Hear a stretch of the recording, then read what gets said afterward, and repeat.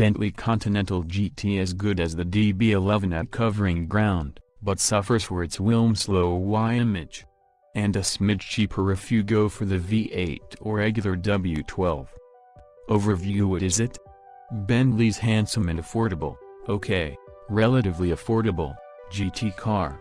Enhanced in 2012 with a new V8 engine option, at last broadening the model lineup.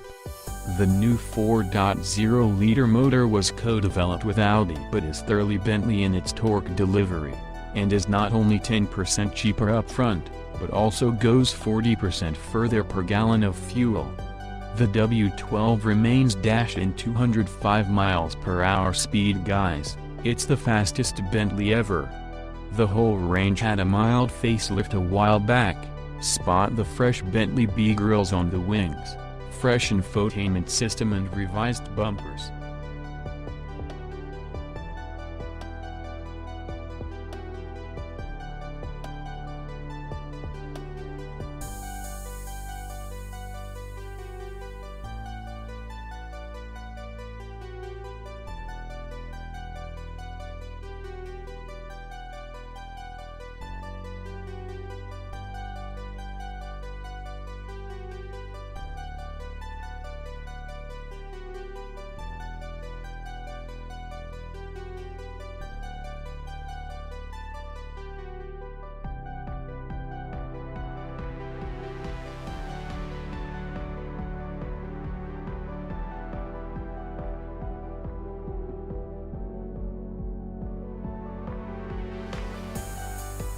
Ferrari California T. The Cali T is bang on the money, at £155k.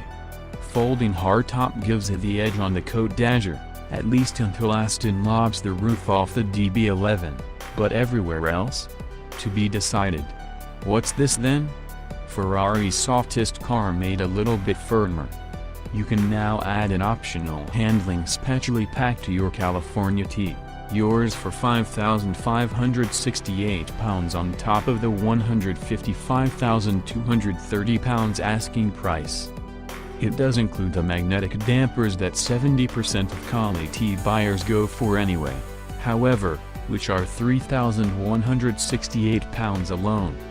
Ferrari is keen to stress this is not meant to be a track-dwelling California, but a gentle tightening of the standard car's handling. It is louder, faster around corners but no more powerful, still very much the everyday GT of the range. What's new? The only hardware changes are a redesigned silencer for the exhaust, turning up the volume by 3 decibels right across the rev range, plus new springs, which are 16% firmer at the front, 19% at the rear. New software for the 7-speed twin-clutch gearbox, adapted from the 488 GTB and F12 TDF, cuts the speed of upshifts by 30% and downshifts by 40%, while new settings for bully it a bit and there's understeer to start with, but then all 4 tires bite and stick limp like to your chosen line. The chassis is so well sorted the new really can throw the car around, get it moving underneath you and it never feels like it's going to spit you into the scenery.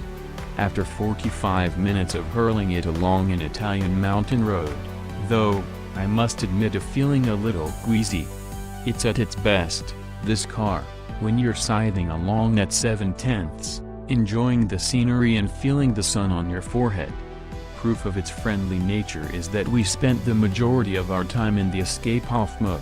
Not something that's always advisable on tight Italian roads, with kamikaze cyclists and donkeys around every corner. Even in the newly calibrated and slightly looser sport mode, the traction control is just too active, constantly cutting in and spoiling the fun. With everything off you get the hit of the whole engine, but that doesn't mean eye-widening spikes of oversteer on the exit of every corner. That's thanks to the beautifully progressive Pirelli P0s and the relatively gentle way the torque is introduced. It's limited to around 410 pounds.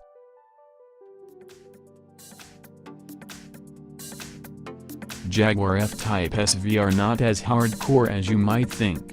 as we proved when we blatted down to Le Mans and won a few weeks back. Has oral drama in spades, something the DB11 lacks. Isn't this the fastest production Jaguar ever?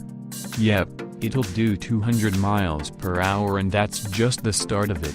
The Jaguar F-Type SVR coupe is all about big numbers. It has a power output of 567 bhp. It has the option of 398mm diameter carbon ceramic discs and a carbon fiber roof, which lops 50 kilograms off its dry weight. There's a new aero setup at the front, a rear Venturi configured to house a trick new exhaust, and a huge rear wing that reduces lift in specific conditions by 45%. The SVR is louder, shoutier, and costlier, from £110,000 for the coupe. Funny. The regular Jaguar F-Type R is no one's idea of a shrinking violet. How many different fast F-Types do we need? You'd be surprised. We were hugely impressed by the work JLR's in-house, off-site performance specialists did on the Range Rover Sport, and they've performed similar feats of magic here, though perhaps not in the way you'd expect. This is actually a subtler sort of F-Type. Okay, so that's not the word that. So it's basically a more rounded car to drive? That's one way of looking at it. Given the potential the SVR has to arrive at each corner that much faster than before, these changes are almost welcome. Driving this thing quickly is now much less of an adventure than the regular all-wheel drive car, especially through slower corners, and on high-speed sweepers, where the extra aero effort pays dividends. Even with the DSC switched off, its default setting, on a dry road, at least, is to grip, maintain an impressively neutral line through the apex, before sliding a little on the exit. No doubt on an empty racing circuit you could drift it all day long, but in the real world the SVR makeover gives the F-Type greater delicacy and precision, to go with the grandstanding performance. Fitted with the carbon ceramics, it also has the best brakes, and perhaps more importantly brake feel, of any road-going Jaguar we've ever driven. This is also a telling indicator of SVO's prowess. Jaguar has long been better at going than stopping. Problem areas? The interior. Quite simply, it doesn't feel like £110k's worth. No issues with the driving position, or the cars. Lexus LC500, another car we haven't driven. We're looking forward to it, though, because this big, touchy Lexus has great promise. Let's just hope it delivers. Not since the LFA have we been this excited about a Lexus. It's called the LC500, and it's essentially the road-going format of the LFLC concept of 2012. And it is good. First, the basics, it's a 4-seat coupe. Though as with all of these things we can't help but think you probably won't want to be a rear seat passenger for long unless you're under 5, front-engined and rear-wheel drive. The 5.0-liter V8 up front, 467 bhp, 389 pounds-feet, is shared with the RCF and GSF, and there's a 10-speed auto putting power to the ground. Yep, that's a 10-speed. With what Lexus reckons are equivalent shift times to a double clutch box. We don't doubt it, but worry about miscounting gears and getting 9th, when we really wanted 7th. But we may have some help with that. The gearbox monitors throttle inputs, braking and steering to operate rhythmically in sporty driving conditions. Which sounds intriguing. 0 to 60 miles per hour is said to be under 4.5 seconds, though no word on top speed. More than that though, it's a properly interesting and Maserati GranTurismo. Yep, Maserati still makes the GranTurismo, and it's still achingly gorgeous all these years later. But dated inside and down on power. Overview: what is it? Achingly pretty GT in the Gran tradition, except it's not built of tin foil and won't burst into flames spontaneously. Seats 4, gorgeous cabin, handles well, if not completely convincingly. Driving, what is it like on the road? Understand that the GranTurismo has been created to use every day, and you'll soon appreciate the fact that it hasn't been wound down on track attack springing and rock-solid dampers, though some models have. There's a huge amount of grip available here with either the computer-controlled skyhook suspension or the steel spring option. It's just that to get the broader brushability, the extremes of sense have necessarily been censored. Try the GT Sport or MC Stradale if you need faster, harder and stronger. There was a time when driving a Maserati meant desperate posture at the wheel and a tendency to tramline that could happily fling you straight into a ditch. No more. Despite nearly 400 bhp at a fairly high 7,100 revolutions per minute, the GT manages to feel relaxed, composed and utterly comfy over distance. Good seats, relaxed but accurate steering, and ability to soak up bumps without sacrificing too much feel. Fast but not devastating, despite a good-looking set of on-paper figures. The GranTurismo is powered by a Ferrari-derived 4.2-liter V8 with just over 400 bhp, the full whack arriving late-ish in the rev range. The sprint to 62 miles per hour arrives in just 5.2, and the top speed is 177 miles per hour, even with the added handicap. Mercedes-AMG SL6365. The S-Class Coupe is a bit big, a bit flabby, and the AMG GT too hardcore. So we're left with the venerable SL. We think a closer match to the DB11 for the way it goes about its business. Can even be had with a V12 £173k. Someone having a midlife crisis? That's not for us to deliberate over.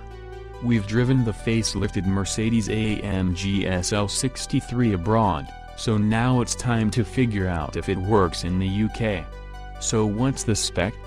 Beneath its long bonnet is a monster twin-turbo AMG V8 packing 577 bhp and 664 pounds-feet of torque, matched up to a 7-speed AMG paddle-shift gearbox and, naturally, rear-wheel drive. The engine's not the new 4.0-liter AMG unit that's deployed in the AMG GT supercar, rather the 5.5-liter V8 nutjob currently used in all the big AMGs. Yep, even in AMG land. There's big, and then there's big. You name check the AMG GT. Why would I buy an SL63 over that? An extremely valid question, but then we imagine if you're in the market for an SL, you're not really looking at a GT. The stats are compelling. Mine. Both cost £114k and offered 2 seats, coupe refinement. The SL63 has a lovely folding hardtop, and a big, hearty V8. The GT, though down on power. The new Aston Martin DB11 is kind of a big deal, not least because by our reckoning, it's the first Aston since the old Vanquish that hasn't used a version of the V8 platform, forget the Signet. It's done Aston well over the years, admittedly, but hey, times change. Same goes for the glorious 6.0-liter V12, which likewise can trace its heritage back decades. The DB11 still has a V12, but it's lost 800 cc's of capacity and gained a couple of turbochargers for a total of 600 bhp, which is adequate. It's not flawless, the DB11, but it is pretty damn good, which you'll know if you've read our review. Though when it comes to content crushers, the competition is stiff.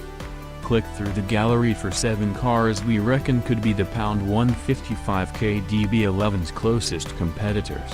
These are the cars it has to beat.